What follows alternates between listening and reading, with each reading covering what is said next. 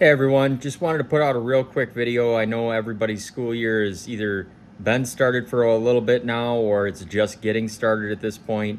So I wanted to offer a couple tips on posts that I've seen in the Facebook groups for welding education, people asking for curriculum help, ideas, things like that. So starting off the year, one resource you could use is Miller Open Book. That is a free resource for educational institutions such as a public school. I think even a private school can do that too as well. I'm not really positive on that, but in a public school setting, I have used the curriculum. It is really good stuff. It does lack a couple things that you may want to add in, but overall, it's actually really good overall theory discussion, and it's interactive. So, you'll do a little bit in there, and then it'll ask you a couple of review questions, which I think is helpful to kind of maintain that attention. You can cover everything from electricity, and that can get pretty. I would say pretty extensive if you keep going through it, especially with AC. It'll cover DC, but in the AC part, it'll talk about sine waves and things like that. It might not be for the beginning welders out there, but overall, it's a really good program. It is only available in English. I personally have tried to get a Spanish version of that, and I was unsuccessful. But nonetheless, it's a great resource if you're looking for something that is low cost to free just to get yourself started. If you go to Miller's website, you log in on there. Basically, it's its own learning system. So you can create what you want out of that. You can have, if you're like me, I have 3 levels of welding. And basically what you can do is you can set it up so the kids would earn a certificate from maybe gas metal. Then they would earn one through flux core, whatever the case is. You can adjust the classes as you want to, or you can just run with what they have pre-programmed and set those up as daily lessons. The problem is I didn't have any books to go off of that I could teach daily lessons. So I simply had to rely on my own knowledge after kind of reviewing the book, if that makes sense. So there's a couple pitfalls there. It falls a little short in math and inspection.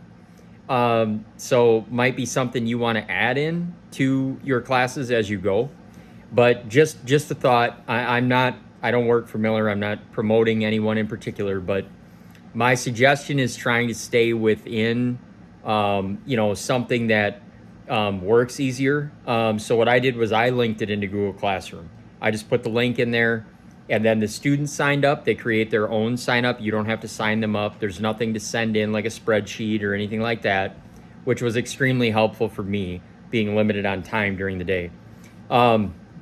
Another excellent resource that I have found is on some other websites that maybe like Teachers Pay Teachers. Now, this is something that you would buy, and I advise you to check with your district, probably, check with the district to make sure that you're not violating any, agreements that you may have with the district or something like that as far as that stuff goes. But for me, I've seen some great quizzes. I've seen some great testing portions on there as far as just basic theory. Now, of course, the hands-on part, that's a little more up to you.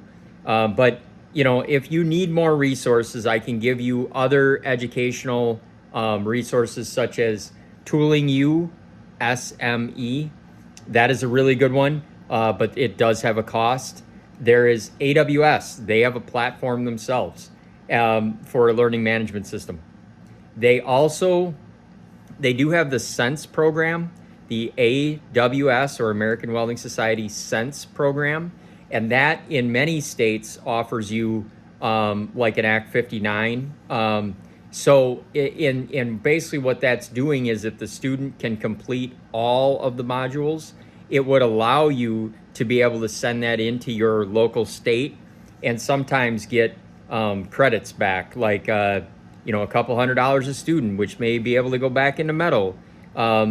I'm at a school, for instance, where I've had to be very resourceful to keep, gas coming in and materials coming in.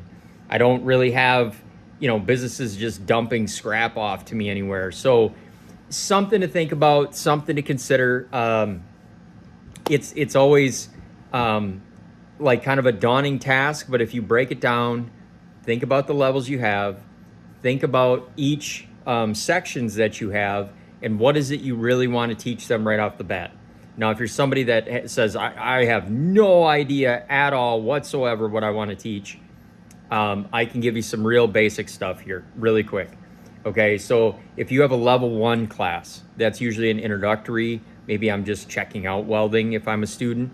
So I don't really know if I like it or if it's for me.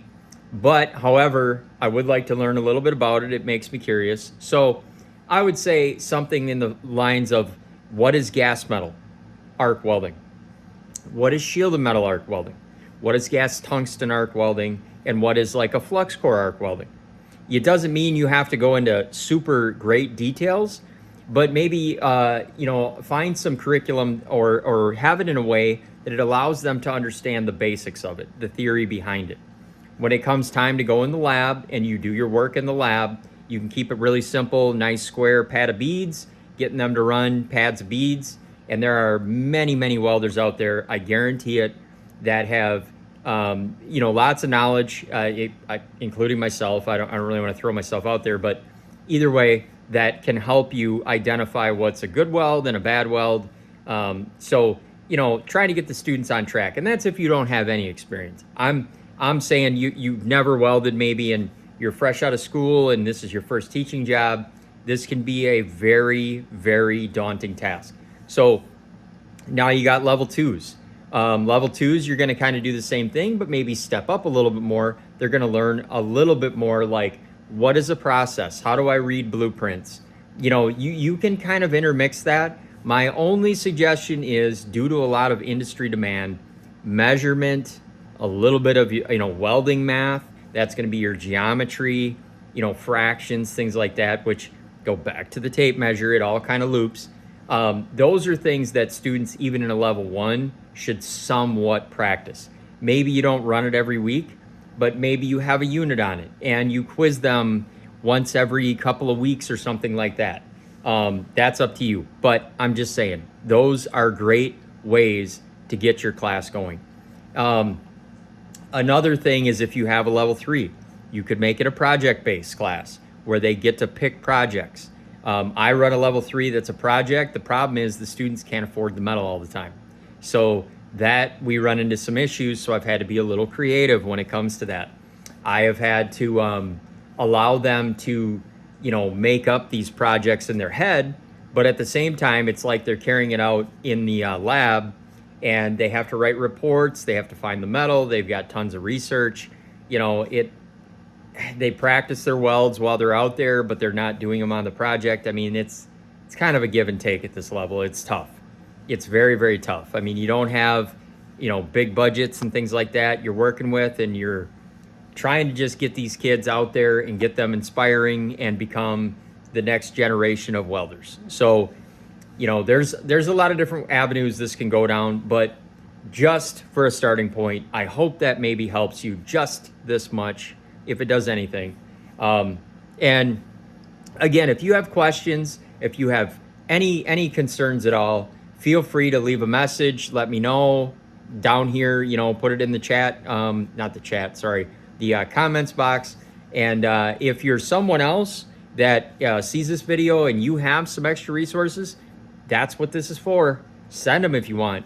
Maybe you have your own different experience with Miller Open Book than I have had in the past. I've used it for a few years now, and it's been good for me, but maybe it wasn't great for you. I don't want to bash anybody, and I don't want to do any of that stuff. I just want to give you the resources you need to start off your school year. If you're a school that doesn't have any curriculum whatsoever and you haven't really welded in the field, it can be really tough to keep up with what industry wants or standards or things like that. So just something to keep in mind. I will continue to put out these videos as much as I can. I, like you, have started my school year, so my year's pretty busy right now, but you know, this stuff is important to me. It's important to get that resource. And again, I wanted to make this because I saw the posts in Facebook and things like that for help, you know, not just from the ag teachers, from the welding teachers and all of them, just looking for extra steps or extra stuff sometimes.